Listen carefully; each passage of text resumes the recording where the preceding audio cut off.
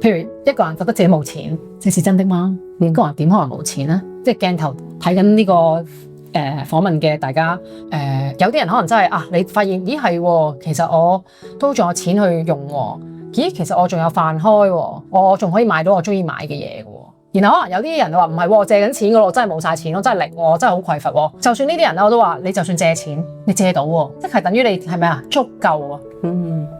有人借俾你，等於你係而家有足夠嘅錢去用咯。其實每個人你去回想你嘅生命啊，我哋係一定有足夠嘅錢買我哋需要嘅嘢。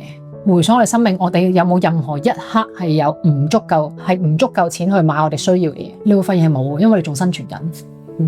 所以我哋除咗我哋腦入面認為我哋應該要轉緊大啲嘅屋，應該要有個大啲嘅車，應該要有個靚啲嘅手袋，應該要食啲更加高級嘅食物。除咗我哋嘅腦諗緊呢啲嘢之外，其實我哋永遠都處於一個足夠同埋豐盛嘅狀態。我哋從來都冇匱乏過。